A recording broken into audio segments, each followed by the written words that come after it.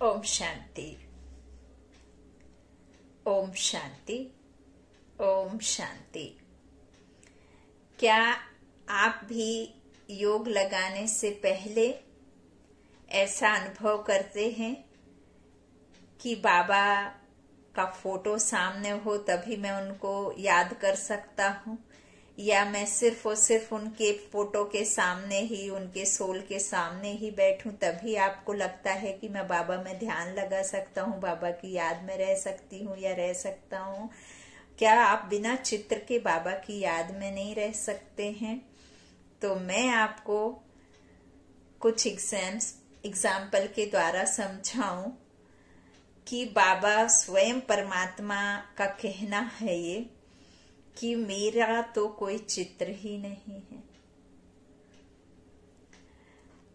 मैं तो विचित्र हूं, सेम वैसे ही हम आत्माएं विचित्र हैं, कोई चित्र नहीं है। और चित्रों की हमें कब जरूरत पड़ती है? किसी की फोटो की हमें कब जरूरत पड़ती है?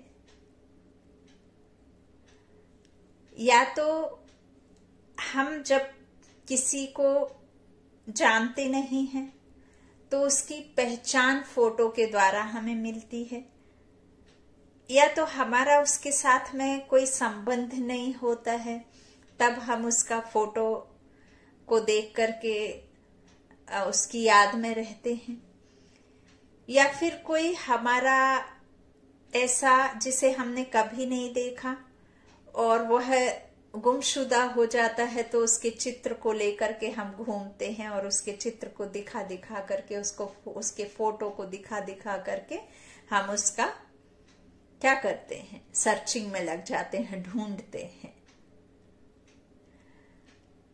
और फोटो की जरूरत तब तक रहती है जब तक हमें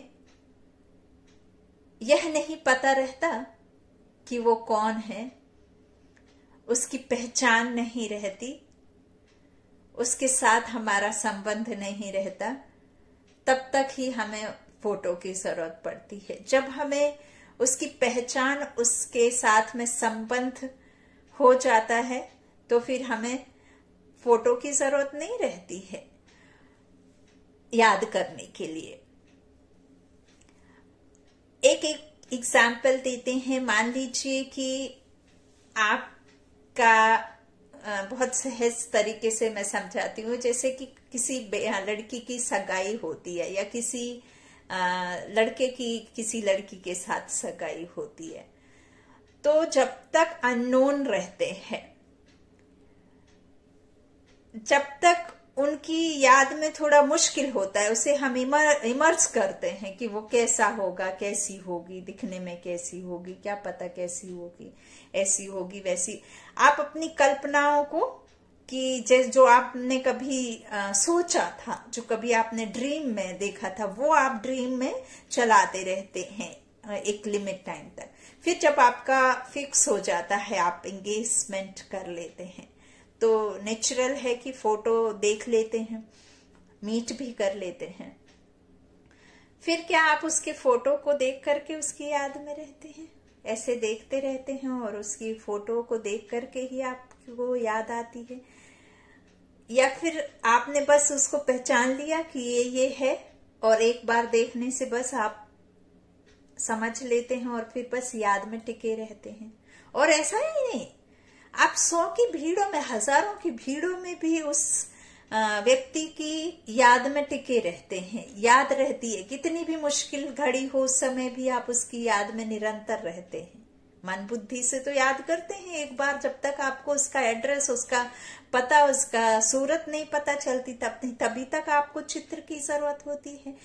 अब यहाँ मैं कहूं कि आपके पिता, आपकी माँ, आपके कोई भी रिलेटिव को याद करने के लिए क्या आपको फोटो की याद पड़ती है, या आप पैर के ऊपर पैर रख करके उसकी याद में टिकते हैं, या आप कोई आसन लगा करके ही उसको याद करते हैं, या आप ऐसे याद करते हैं कि बैठ जाते हैं भगवान के पास में जहां आपका मंदिर बना हुआ है, वहां जाकर के आप बैठते हैं, तभी आपको अपने माता पिता या किसी संबंधी की याद आती है? ऐसा नहीं है। ना तो फोटो की जरूरत पड़ती और ना ही आपको आसन लगा के बैठने की जरूरत पड़ती, तब आप याद में टिकते हैं। ठीक ऐसा ही ईश्वर है, वो बेहद का बाप है, वो सर्वशक्तिमान निराकार विचित्र बाप। हम आत्माओं का पिता है। हम उसकी तस्वीर, हम उसको मूर्तियों में, हम उसको मंदिर में, हम उसको यहाँ वहां ढूंढते थे। हम उसे भक्ति मार्ग में फोटो में ढूंढते थे। क्यों मूर्तियों में क्यों ढूंढते थे? क्योंकि हमें उनकी पहचान नहीं थी, हमें खुद का पता नहीं था कि हम उनके हैं कौन, हमारा संबंध क्या है, जिससे दुनिया भगवान कहती है वो हमारा कौन है। यह सब बातों की नॉलेज ना होने की वजह से हम मंदिर, मस्जिद, गुरुद्वारे, मूर्तियों में ढूंढा करते थे। अब तो हमने पता चल गया है कि मैं आत्मा परम पिता परमात्मा की संतान हूँ, वो हमारा बाप है। तो क्या अपने पिता को याद करने के लिए आपको आसन लगाने की जरूरत है? क्या आपको उसके चित्र को रख करके उसके साथ सामने बैठ के फोटो के सामने याद करने की जरूरत है? क्या आप किसी कार्य में रहते अपने बाबा की याद नहीं कर सकते, अपने बाप को याद नहीं कर सकते? क्या आप चलते फिरते, उठते बैठते, खाते सोते, हंसते बोलते गाते बाबा की याद में नहीं टिक सकती? वो तो हमारा संबंध उस परमात्मा के साथ में पिता और बच्चे का है। तो बच्चे को पिता से कोई परमिशन नहीं लेनी पड़ती, कोई समय निश्चित नहीं होता, कोई ऐसा समय का सीमा नहीं होती, कोई आप बंधन में नहीं रहते, कोई आपको किसी बंधन में, किसी रीति रिवाज में, किसी ऐसे उसमें बांध करके याद नहीं करनी है। अरे आप तो उसे मन बुद्धि में उस विचित्र निराकारी परमपिता परमात्मा को कभी भी, किसी भी जगह, किसी भी समय, किसी भी स्थिति परिस्थिति में, खुशी में, दुख में, सुख में, हर वक्त अपने पिता का साथ अनुभव करना है। हर वक्त उसे बिना फोटो, बिना तस्वीर, बिना आसन लगाए उठते बैठते याद करना है। निरंतर योगी तभी आप बनेंगे और अपने आप को श्रेष्ठ संकल्पों से भरपूर करेंगे। किसी भी मुश्किल, किसी भी परिस्थिति, किसी भी आप ऐसी विकट परिस्थिति में भी हो, तब भी आपको सिर्फ और सिर्फ यही याद करना है कि वो बेहद का बाप, सर्व कल्याणकारी, सर्वशक्तिमान पिता मेरा बाप है, जो मेरा साथी, मेरा सहारा, मेरा खुदा दोस्त है। बना लीजिए उसे अपना प्रेम में बांधकर, अपने पल्लू में, मन बुद्धि के पल्लू में बांधकर सदैव उसकी याद में रहिए। उसको याद करने के लिए आपको कोई भी समय निश्चित नहीं है। बाप से एक बच्चा बात करने के लिए कोई परमिशन नहीं लेता है, किसी के थ्रू खबर नहीं पहुंचाता है।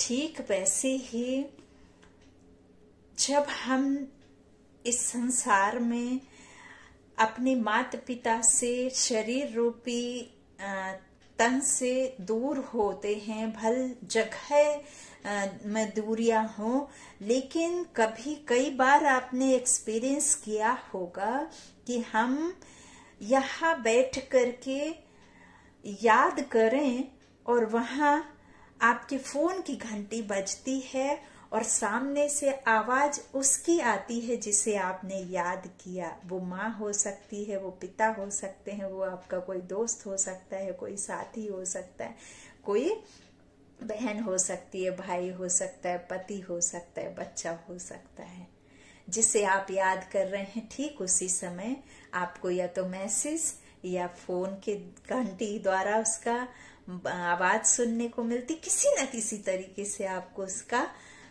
पता चलता है। उसे ही याद कहते हैं, उसे ही जो है मन बुद्धि को दौड़ा करके उसकी याद में रहना कहते हैं। इसे कोई चित्रों में नहीं ढूंढते, कोई योग में नहीं, कोई उसमें नहीं, बहुत सहज रीति आप अपने बेहद के बाप की याद में रह सकते हैं। तो निरंतर योगी बनिए, श्रेष्ठ योगी बनिए और व्यर्थ से मुक्त रहकर एकदम निश्चिंत चिंता कीजिए, लेकिन शुभ चिंतन के साथ में।